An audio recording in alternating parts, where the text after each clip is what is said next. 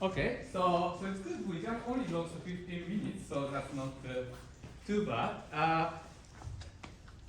I never thought of bringing an umbrella when I come to teach. Okay, so we can transform this into 1/2 of q to the 1/24 squared. And then there are three terms. Now we can write this as a product.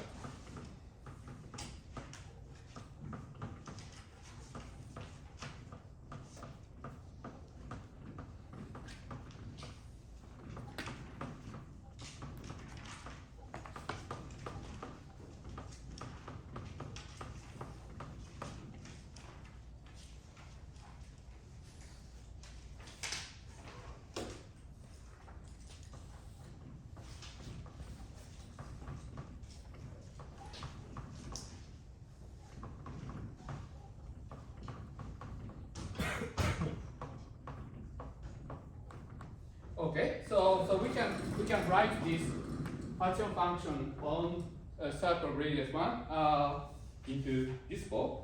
And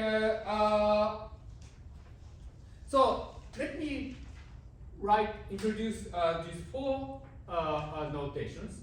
One is, so I'm going to explain the reason I write ns, but this will be explained later.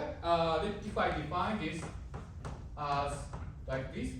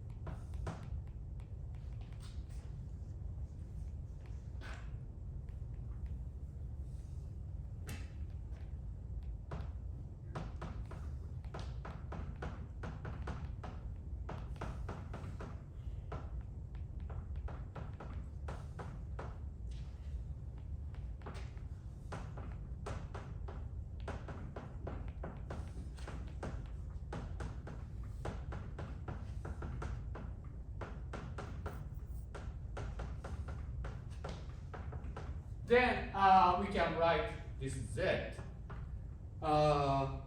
to be equal to 1/2 of q to the minus 1/24 absolute value square of z ns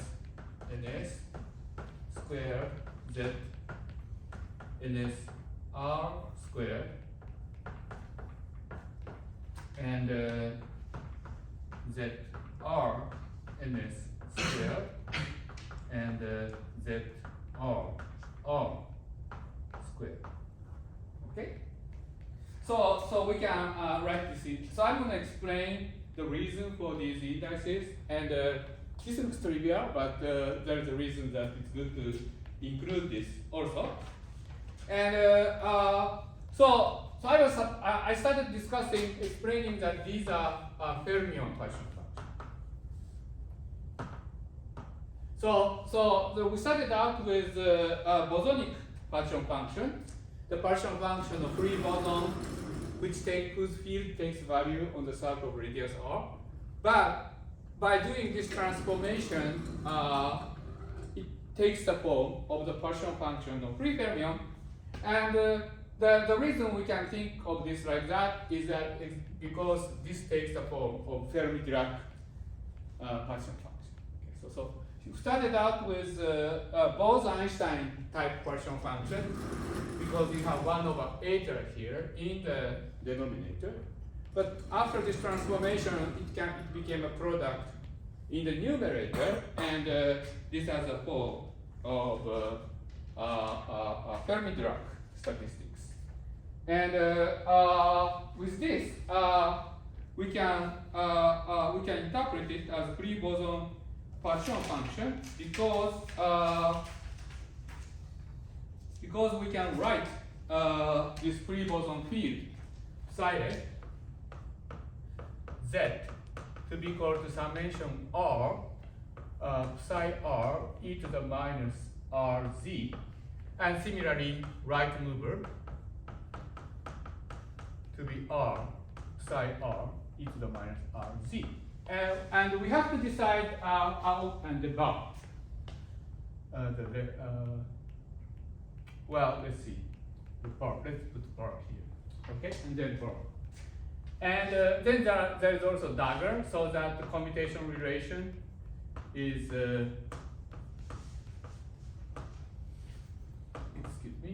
is equal to r plus s 0 and the bird version.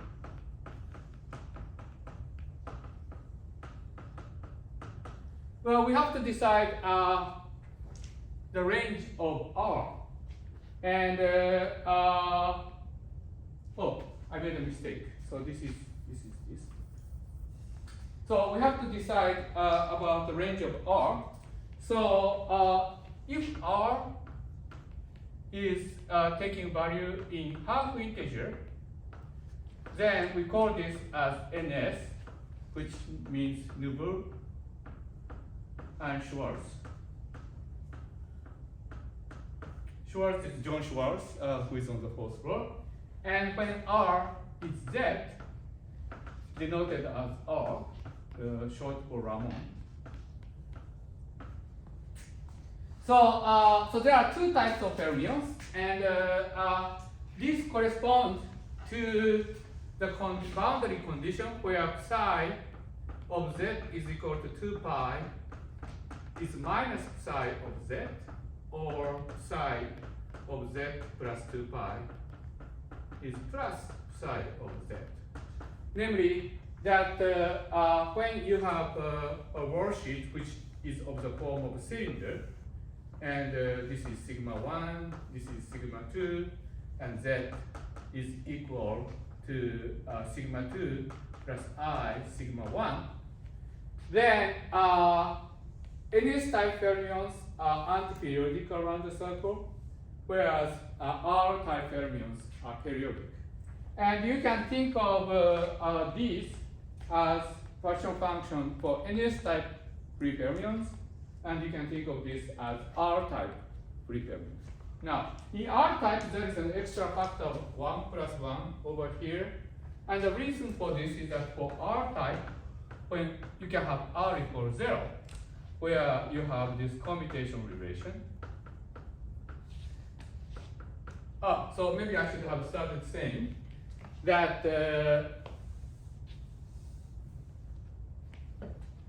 when R is not equal to 0, we can have a commutation relation. Non-trivial part of the commutation relations are this. So let's choose R to be, so if R is non-zero and suppose R is positive, then you have the following non-trivial commutation relation.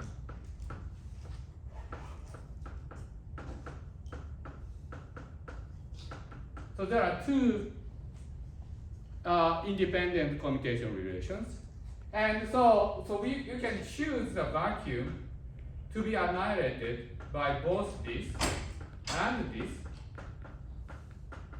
right? So R is positive, so you can choose vacuum to be annihilated by both of these, and build the Hilbert space by harmonic oscillators. And so then there are four independent states: the vacuum state where one of the oscillator is acting, creation operator is acting on the vacuum, and another one, and then another one. That's it. So there are four states associated to this particular module. Okay? So these four states are these states. So you have a vacuum and one excited state, and there are two of them.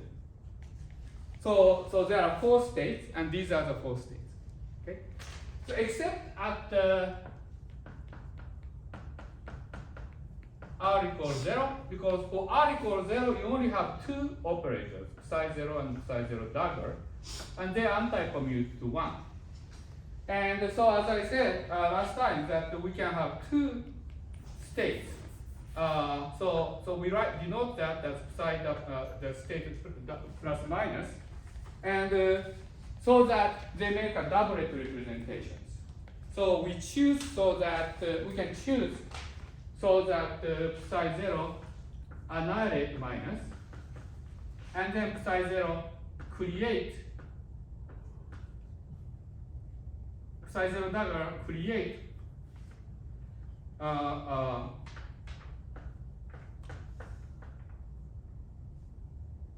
psi plus, etc. So you can make a doublet representations that the plus and minus go back and forth.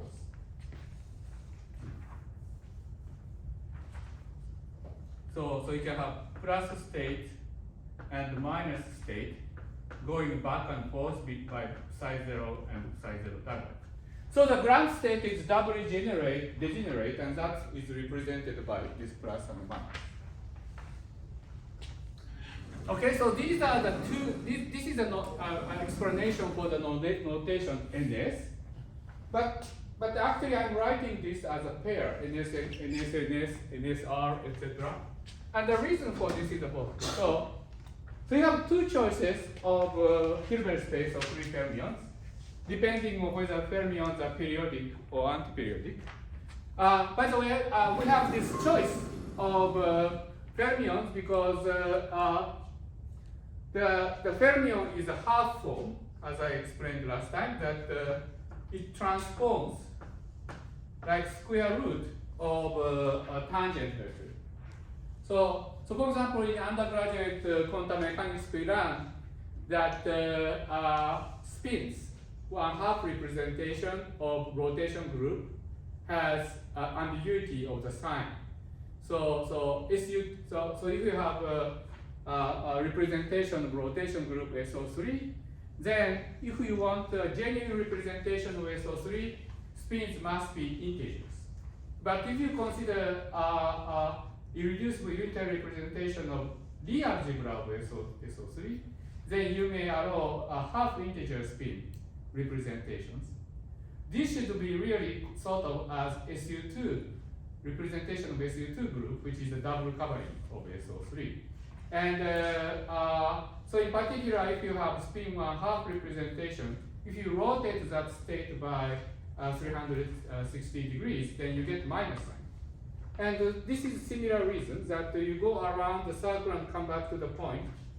There is a choice of plus and minus sign, and that corresponds to two different sectors of the Hilbert space.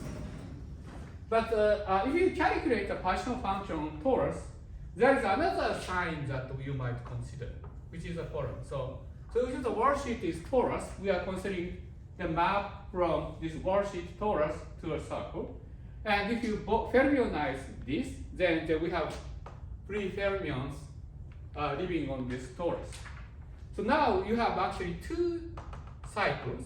So you can have this cycle, or you can have this cycle where this direction is sigma 1 and this direction is sigma 2. And so z goes to z plus 2 pi as sigma 1 goes to sigma 1 plus 2 pi. But z also goes to z plus 2 pi tau when sigma 2 goes to sigma 2 plus 2 pi. So you have 2 periodic directions. So that means that you have a choice of choosing plus or minus or NS or Ramond boundary conditions for either of these 2 cycles. So since you have binary choice for both of them, so you have 4 choices, and so that corresponds to these 4. Okay, so this choice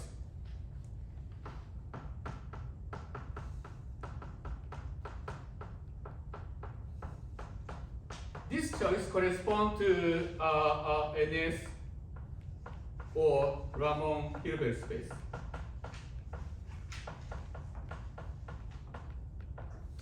On the other hand, you can also have possibility of minus or plus psi z. And this corresponds to insertion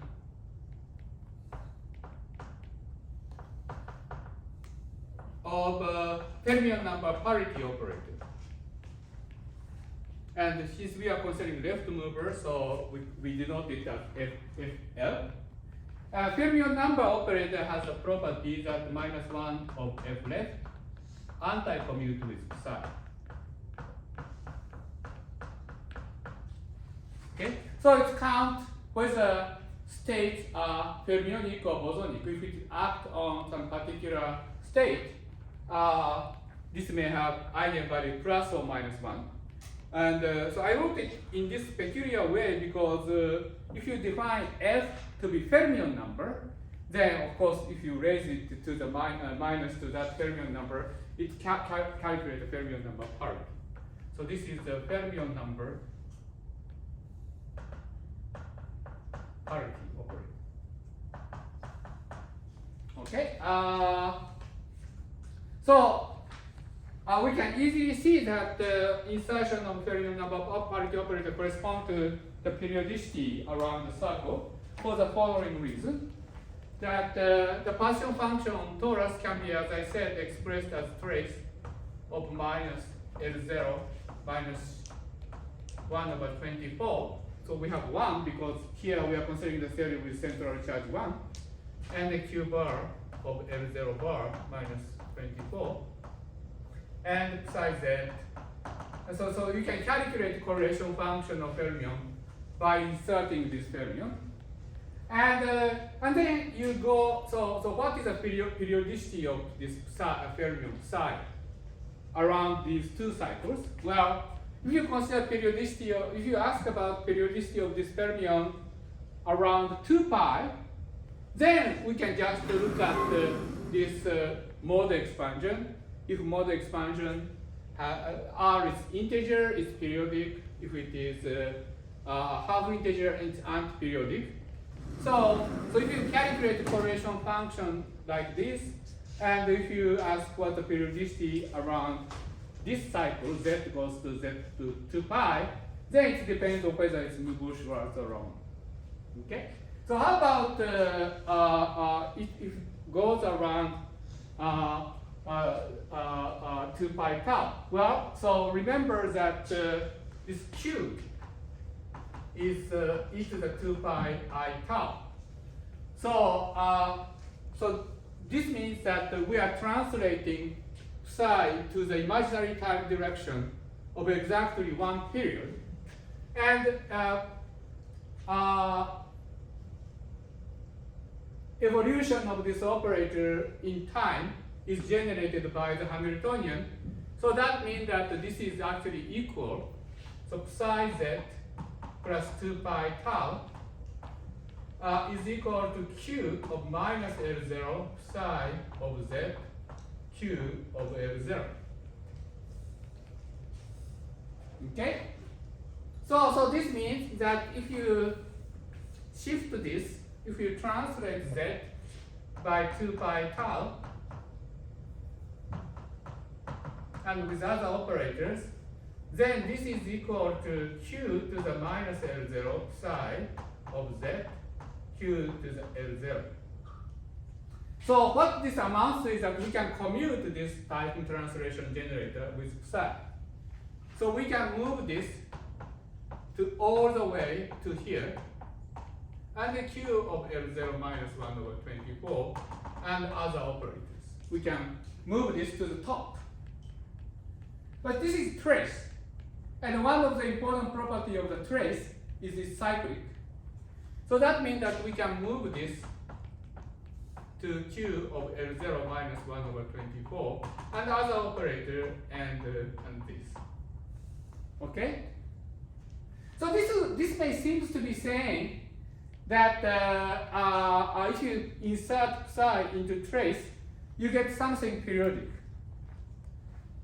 It is not quite that, because if you have actually, so I didn't write this explicitly what kind of operator we're going to insert. We can have all kinds of operators in it. But this operator as a whole should be fermionic, because if you take trace of various operators, in this case, you can have these operators that we can take trace of can have even number of fermions or odd number of fermions.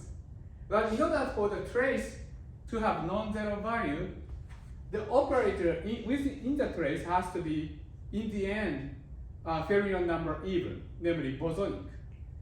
Fermion number odd operator cannot have non-zero trace. You can easily show that by using fermion number parity.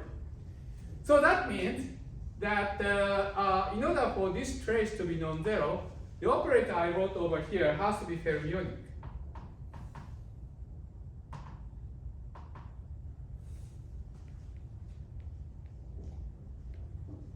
So that means that if you try to move this over here to the original position, past these fermionic operators, two things happen.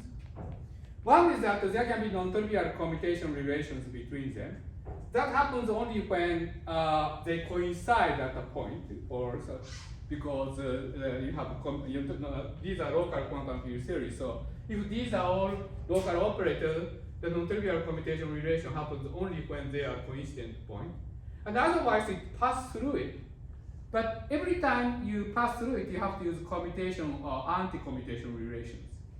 But if you have fermionic operator, if you pass through it, you get a minus, because you use anti-commutation relation odd number of times. So that means that this is equal to minus of a trace of q to the 0 minus 1 over 24, and psi of z, and then other operators, and minus modular commutators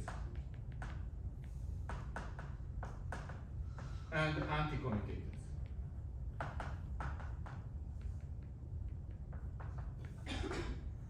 Okay, so modular commutators or anti-commutators, this is actually anti-periodic. So if you don't insert operators, if you just have correlation function with fermions and other fermionic operators, then that fermion is anti-periodic around here, namely NS boundary condition. So that's why for example, I call this as NS, because this partition function has NS boundary condition for the S1 direction, but since this is just calculating the partition function without the insertion of any other operators, so this is also an NS boundary condition around sigma 2 cycle. Okay, so now how can we produce Ramond boundary conditions? Well, in order to produce Ramond boundary conditions, we just need to generate a procedure where when you do this periodicity rotation, you create one more negative sign. And that is easy to implement if I have a colored chalk, which I do not, but it's okay. So what I can do is to insert here minus 1 to the f left. Okay?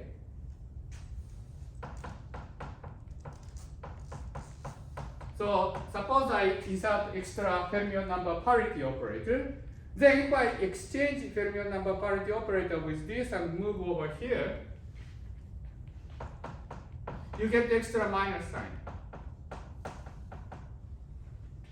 So that minus sign cancels this minus sign. So therefore, if you insert extra fermion number operator, then as you go around sigma 2 cycle, you get a periodic boundary condition. So that's why I wrote R over here. Because so this partial function, this Fermi-Dirac statistics, is arranged in such a way that every time you have one excitation of fermion, it comes with minus sign. If you have two fermion excitation, you get the square of this, so you get minus sign get cancelled. Okay, and this is Ramond boundary condition for S1, but you don't insert anything over here. So you get a plus sign, and this is NSR and RR. Okay, so RR is trivial in this case because the ground state has opposite. The ground state has two states. I raised it. Oh no, it's over here.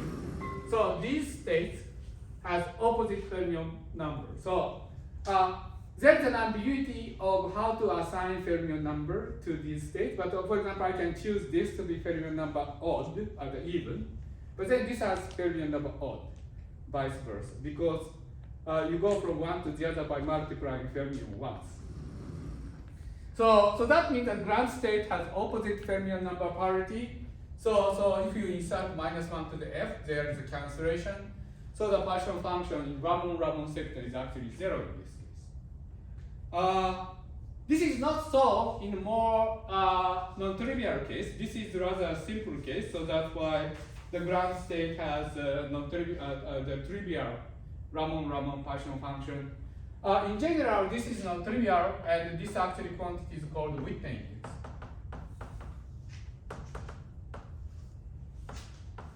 So for more general theory with fermions in it, if you calculate partition function in analog of Ramon-Ramon state, you can get some non-trivial integers reflecting the difference between the number of fermionic ground state and bosonic ground state. And that's an important characterization of the corresponding theory. And there is some kind of topological invariance associated to this number. And so this was defined by Ed Witten, so it's called Whitney index. And it's very important, it contains very important information about contact theory. Okay, so this explains these four terms. So it's very interesting that the partition function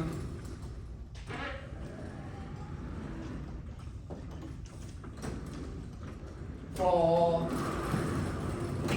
the S equal the radius 1 circle can be written as sum over product of left and right fermions over Ennis and Ramon boundary condition. Okay, there's one more important thing I need to tell you before I move on to the next subject, which is the modular invariance. So I told you, okay, so next time I will bring better chalk eraser now. So this was I got a better blackboard. I got a better chalk. The chalk eraser is not very good, so I need to bring better chalk eraser. I just realized that I didn't position the camera at the right place. So I need to make sure that it's. I think I should have. No, this is okay, right? Oh yeah, this is the correct position. I'm sorry.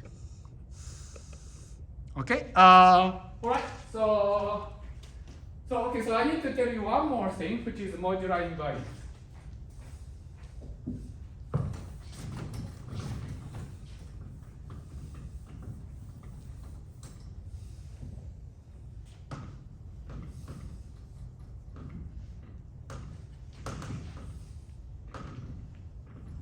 So I remind you that so if I write the holomorphic coordinate on the Riemann surface on the torus like that, and on the z plane, so this is a real part of z, it's the imaginary part of z, then the torus is defined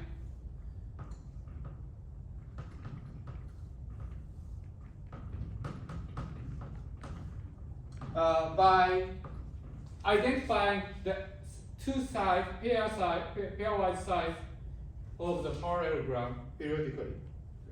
And this parameter tau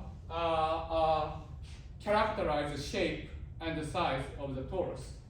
And when I was writing Q, so I wrote it over there, but when I was writing this Q is equal to e to the 2 pi tau. But there's a global conformal transformation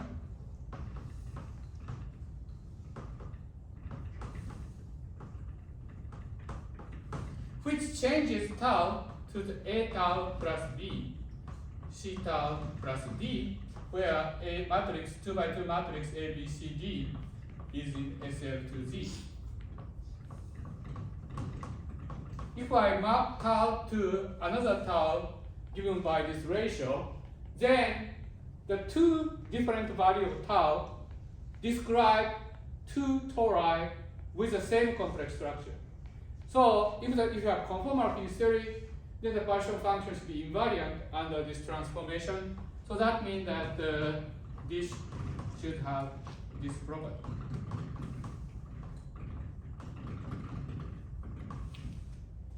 Okay? Now, it is well known that SL2Z is generated by two transformations. One is tau goes to tau plus 1, and another is S transformation, which sends tau to 1 over tau.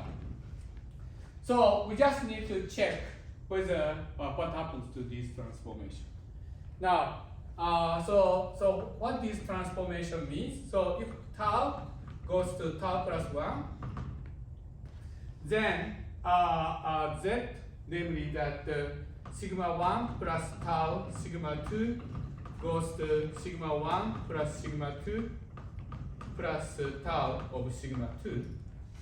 If tau goes to minus 1 over tau, then sigma 1 plus tau sigma 2 becomes sigma 1 minus 1 over tau sigma 2. But you can write it as minus 1 over tau of sigma 2 minus tau of sigma 1.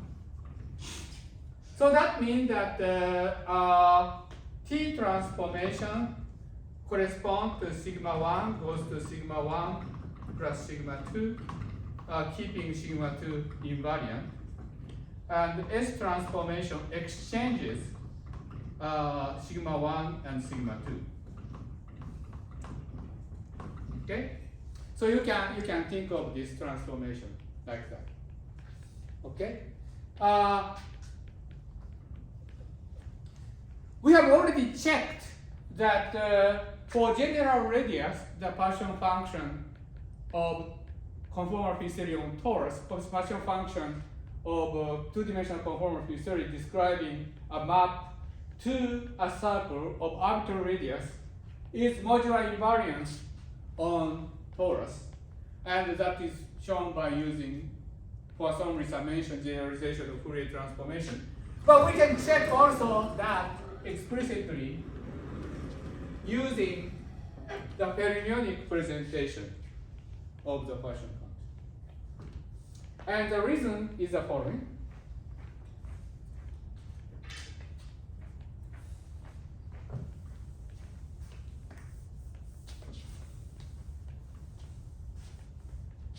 So I draw the parallelogram, and we have these two directions of parallelogram, 1 tau, and this direction corresponds to sigma 2 goes to sigma 2 plus 2 pi, whereas these directions correspond to sigma 1 goes to sigma 1 plus 2 pi.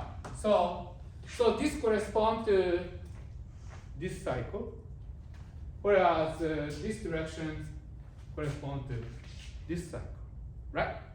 And I had 4 different boundary conditions we could choose.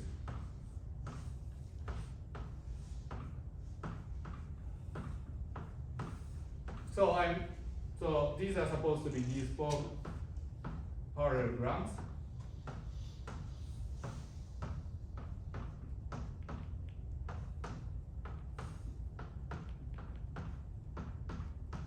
So there are 4 terms. So for example, you can have NS, both NS.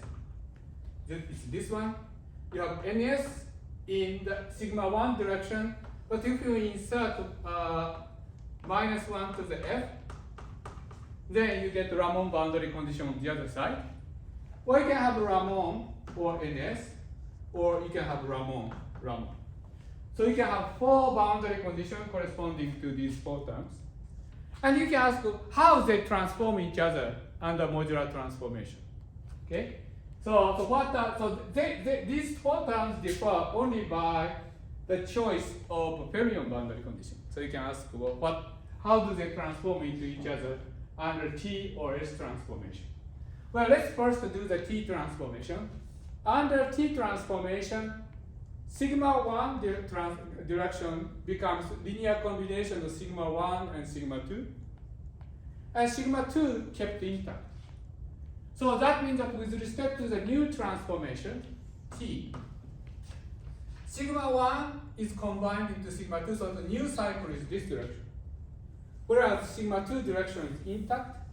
So that means that, so for example, this one, NS, becomes Ramon-NS, because this direction is the same, but this direction is now slanted, linear combination of this. When you go once in this direction, you get the minus sign. When you go to this direction once more, you get the minus sign, so the combination is periodic, so it becomes Ramon.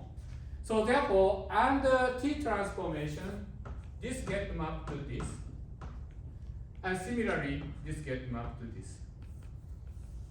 Let's see. No. Is this correct? Let me see.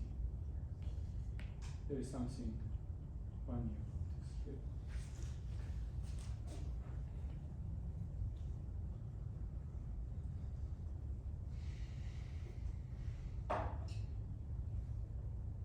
Wait a moment. Let's see.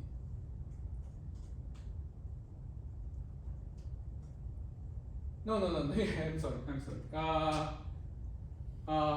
This is sorry. This becomes minus sign because this is NS, becomes Ramon-NS.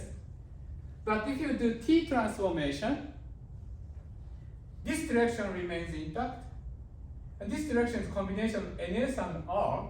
So that means that it goes back to itself, right? And similarly, this goes back to itself. Okay, so this is how T transformation. T transformation maps this into each other, and this to itself, and this to itself. Right? Does that make sense? How about S transformation, where S transformation exchanges the 2 cycles? S transformation exchanges the 2 cycles. So that means that these 2 are exchanged by S transformation. This mapped itself in S transformation, and this maps itself in S transformation. So that means that under modular transformation, this makes a triplet. They mix with each other under modular transformation because T transformation exchanges these 2, S transformation exchanges into 2. And entire modular transformations generated by these 2 transformations. So SL2Z, this 3 partition function makes triplet of SL2Z transformation. Whereas this is a singlet. This remains invariant under both transformations. So therefore it's a singlet. Well, it should better be because we know that the partition function is 0. And 0 should be invariant under any transformation. So this is consistent. And this is non-trivial. So these are actually expressed in terms of, so I erased it, but in terms of the infinite product of the form of Fermi-Dirac statistics. And it's a non-trivial fact that these transforms into themselves. Okay? So that's all for the Fermion partition function for now. But we will soon revisit this when we talk about superstring theory, because in order to construct superstring theory, that the fermions are important ingredient, and in order to actually realize supersymmetry in the space-time, this type of sum over space structure becomes essential. Okay. Any questions so far? Okay. So let me move on. What is the relation between the zero vacuum and the plus minus vacuum? Beg your pardon? Oh, okay, yeah. So a very good question. So so far, so let me clarify this. So we have this fermion, which expanded in this way. And so there are two Hilbert spaces. You have Nouveau Schwarz Hilbert spaces.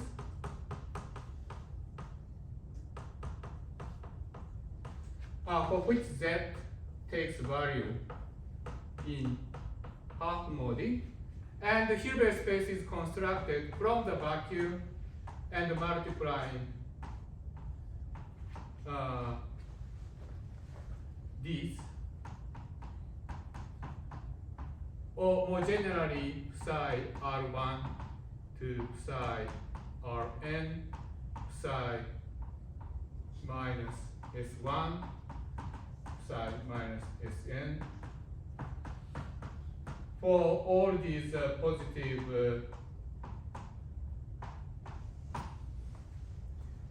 numbers. So this is a Hilbert space, right? And Ramon Hilbert space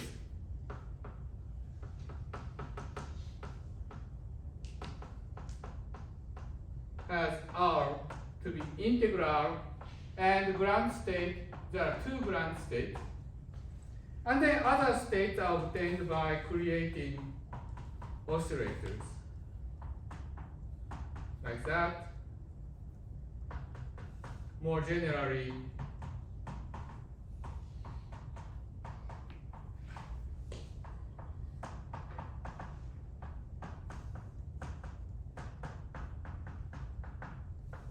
like that. Okay? So these are just two different sectors of Hilbert spaces. And then I was telling you that the full partition function of the bosonic theory on circle is given by trace of q to the L0 minus 1 over 24, q bar to the L0 minus 1 over 24 in Ramond sector and in NS sector. And then two more terms. And then two more terms with minus 1 to the F left, minus 1 to the F right inserted. Right?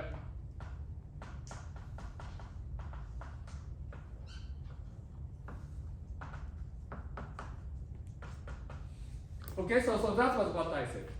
So far, you just have two Hilbert spaces and there are no relations between them. However, it came from a single Hilbert space. So therefore, in the original bosonic model, there was an operator which interpolates between these Hilbert spaces. And so these are called spin field. So it might be a good idea to explain this. So that was your question, right? Okay, so let me answer. So in the Fermion Hilbert, so in the free Fermion description, a priori, you just have two different sectors of the Hilbert spaces. There are no relation between them. The total Hilbert space is just a direct sum of two Hilbert spaces. Okay? It's a direct sum. But on the original sigma model, there was another operator which maps one to the other, and it is the following thing. So remember that in the S1 sigma model,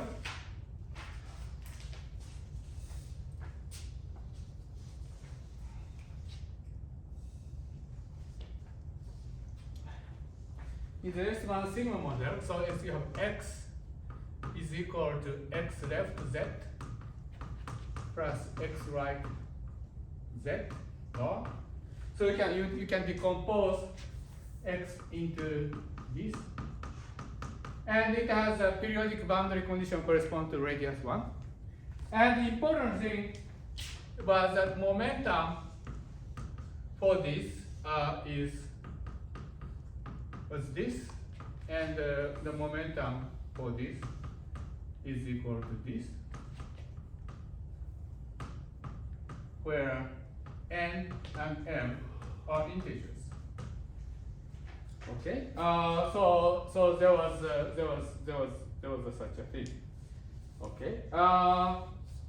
And the fermion psi was expressed as e to the I xl, and psi bar was e to the minus I xl. And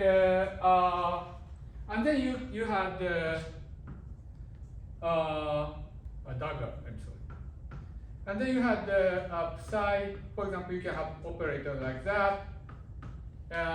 And this would correspond to e to the I xl plus e to the I xr. And that is equal to e to the I x itself. And that corresponds to the state in this language n equals 1 and m equals 0. So this is the state that exists in this Hilbert space. The excitation, this operator is not acting on the Hilbert space of this one, because this is a single fermion excitation. And in fact, this is projected out in the following way, that if you look at this partial function, it has a sum of ns boundary condition and ns Ramond boundary condition. So ns boundary condition contribute trace of q to the L0, etc.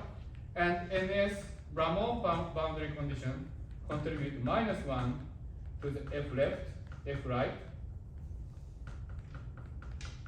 q to the L0. And we are supposed to sum them.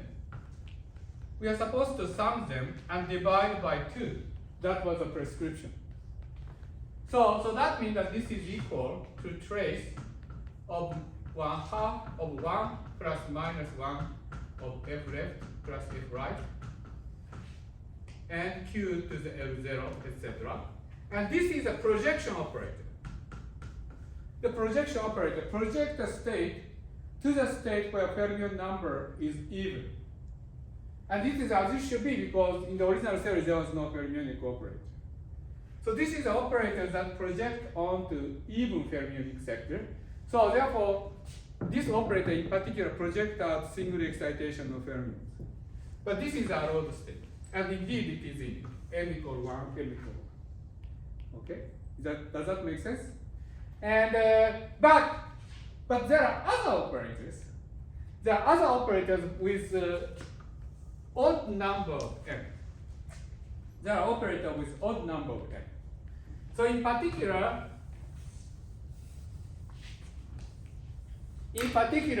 there is a state, say for example, n equals 0, m is equal to 1. So those state has p left is equal to 1/2, p right is equal to -1/2. Okay, so if you write it in this way, then such a state, which I denote as sigma, is equal to e to the I of 1/2 of xl minus I of 1/2 of xr. Okay, does it make sense? Because I'm setting p left and p right to be plus and minus 1/2. This is called spin field.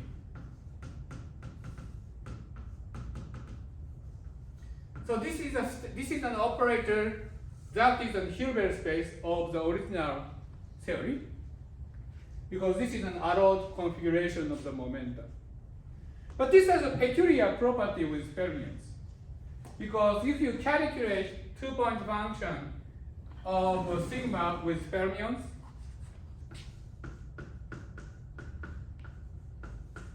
suppose you consider a two-point function of sigma with fermions, this will have branch cut. In general,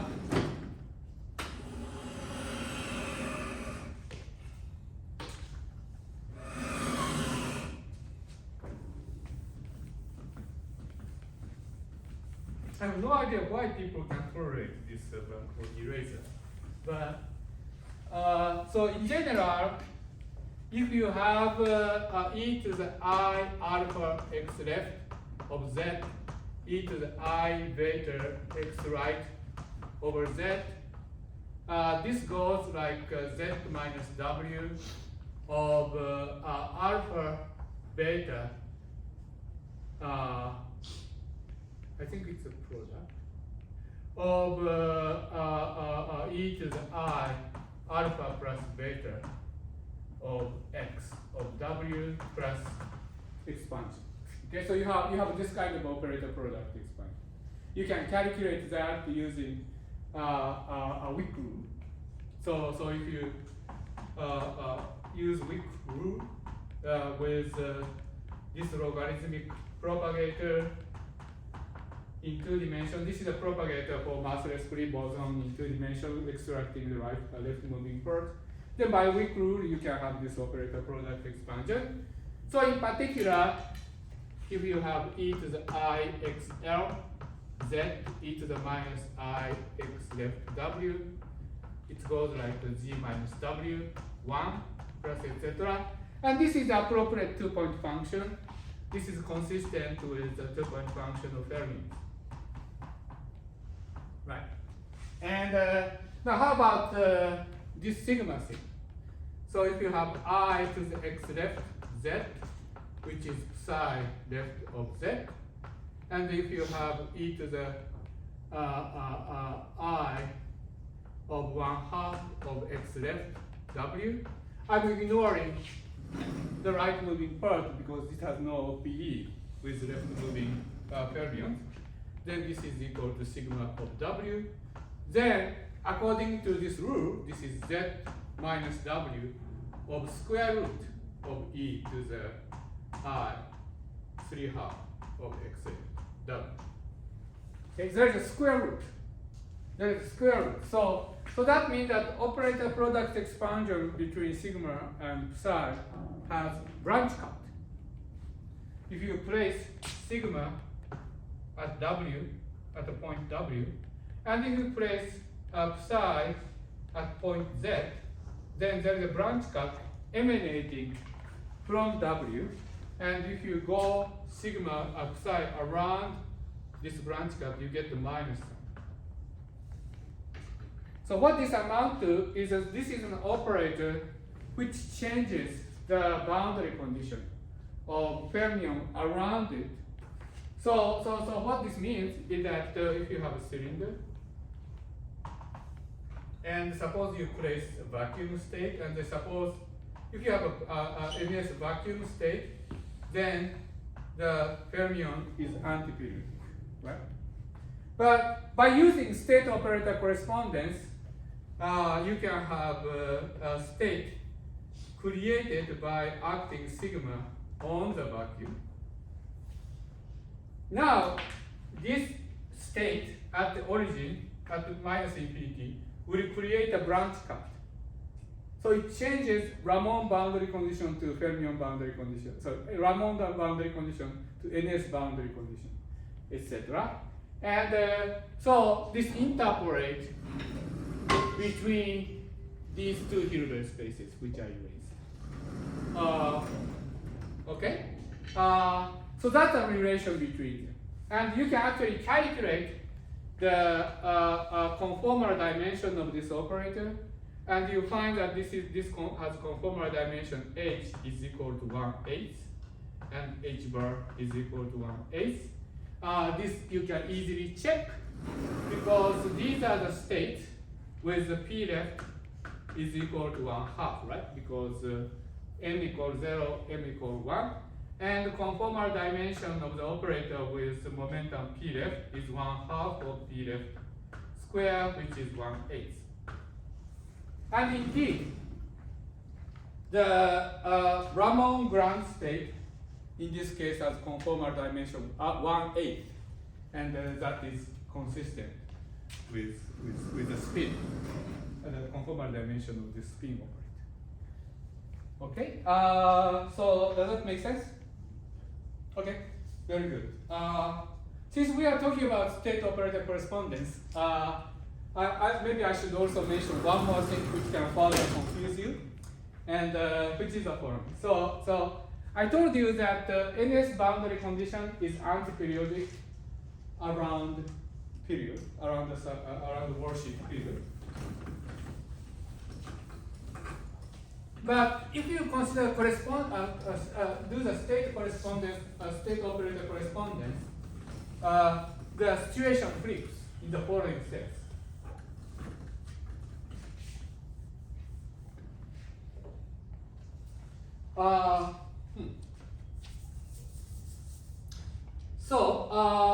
So Z that I have been using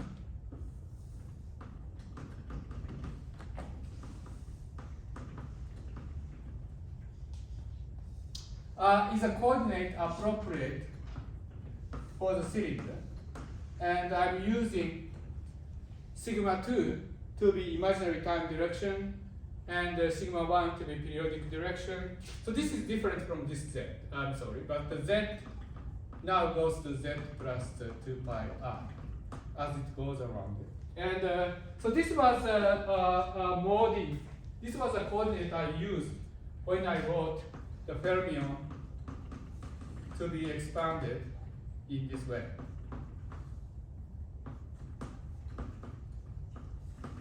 Okay, so clearly from this, if Z is one half plus the integer, then psi is anti-periodic.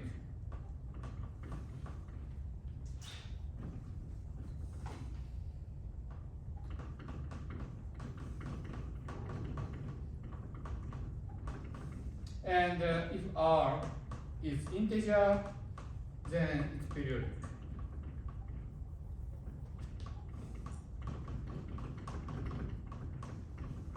And so I call this as NS, and I call this as Ramond. Okay, does that make sense? Now, but I told you that earlier that there is this beautiful property of conformal theory called state operator correspondence, which allows us to identify any operator, any state in this type of Hilbert space to a local operator inserted at the point on the plane. And that can be done by using the following map that we are introduced chi z, which is equal to e to the minus,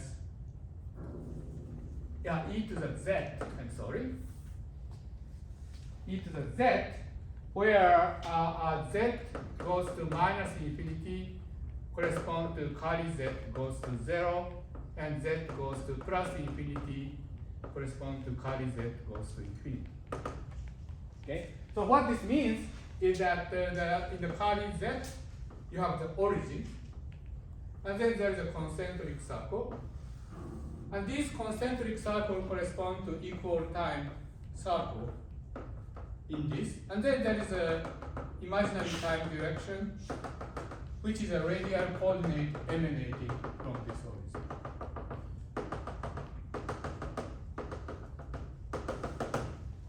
So therefore, if you put the state over here, there's a corresponding operator inserted at the origin. So that's a state operator correspondence.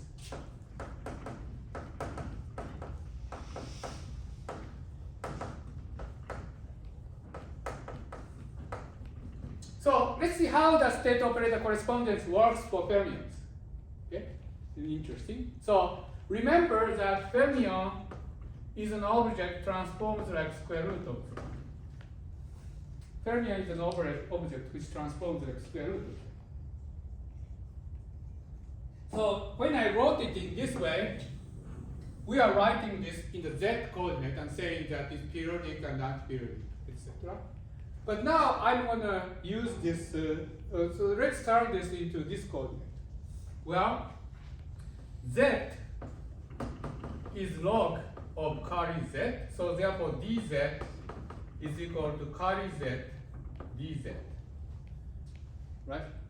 So that means that this should be equal to psi tilde, where tilde is the, well, maybe I can use straight psi on this plane, d curly z with the square root of z. So this means that this psi appropriate for this plane is obtained from this psi by multiplying curly z, which is equal to e to the 1/2 of z. So namely that this modding gets shifted.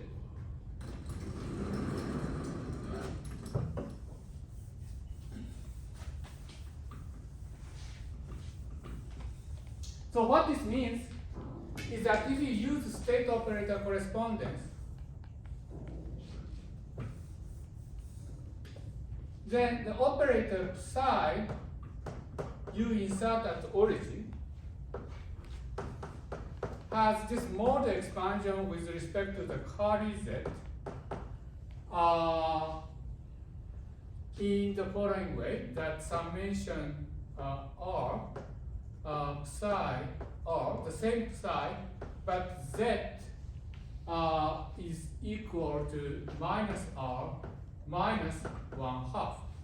So you get this minus 1/2 shift. Oh, sorry, this is curly z.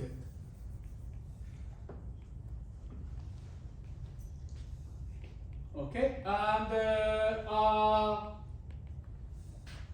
so this means that this now psi. So sigma 1 goes to sigma 1 plus 2 pi in this curly z coordinate correspond to curly z goes to e to the 2 pi I of curly z, and e to the 2 pi I times curly z is equal to plus or minus psi of z, depending on whether r is integer plus 1/2, namely ns, or whether it's in r. So the periodicity of whether you have periodic or antiperiodic, depending on ns or r, get flipped if you go to plane. Namely, that ns in the ns sector, psi is periodic around z is equal to 0, and Ramond psi is antiperiodic.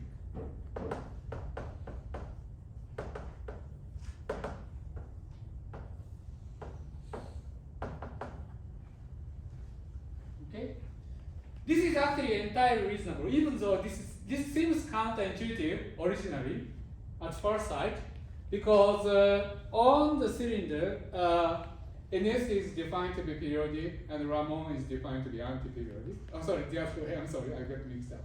On the cylinder picture on the left, here, ns is defined to be antiperiodic and Ramond is defined to be periodic. Okay, but I just showed you that if you map this onto the plane by using state operator correspondence, then because Fermion's is spin 1/2 field transforming like square root of the dz, the square root of the tangent space. So therefore, in the ns boundary conditions, Fermions are periodic around the origin, and in the Ramond boundary condition, Fermions are antiperiodic. And this is entirely reasonable if you think about it in the following way.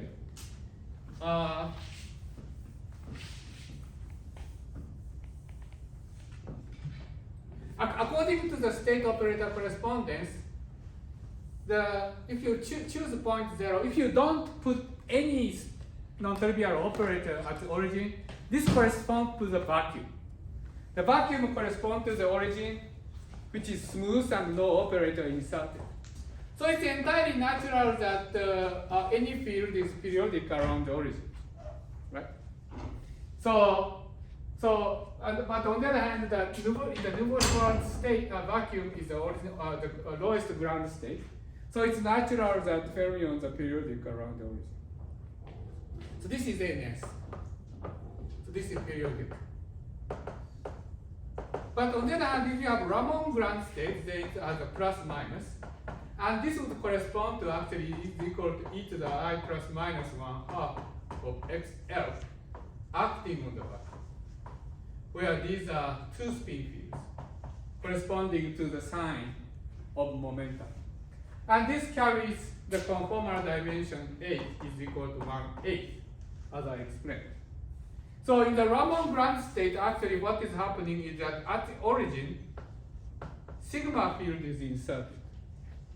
And as I said, that if you have sigma field, the spin field is inserted, then there is actually a branch cut emanating from the origin and the fermion. So this is NS, this is Ramond. And the fermion which goes around this gives you minus sign. Gets minus sign as it crosses the branch cut. Okay? And so therefore, it's very natural that by the state operator correspondence, and NS boundary condition which was anti-periodic around the cylinder become periodic field around the origin, whereas Ramond fermions which were periodic around the cylinder becomes anti-periodic field around the origin. Okay? And in order to make the origin anti-periodic, it requires some energy, and then this conformal dimension 1/8 is the amount that is necessary in order for this to make sense.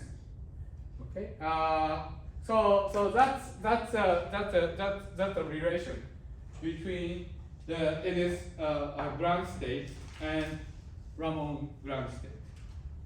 Any more questions?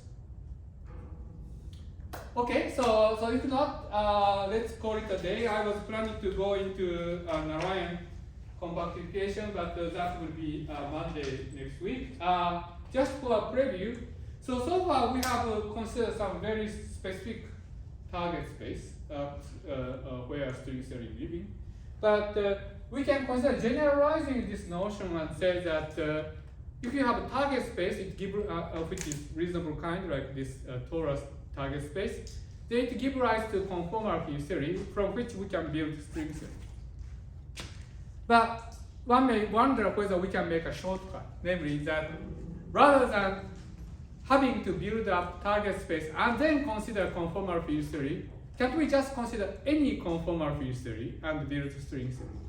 So Narayan's idea was like that. So without considering some specific target space, one can ask, well, what are the consistency conditions that is required in order for the conformal field theory to be used to build string theory? And then he solved the condition and found some interesting results. So I will tell you this construction at the beginning of next lecture. And I hope that will be the real way to discuss superstring theory and heterotic string in the coming lectures. Okay, that's it for today. Thank you.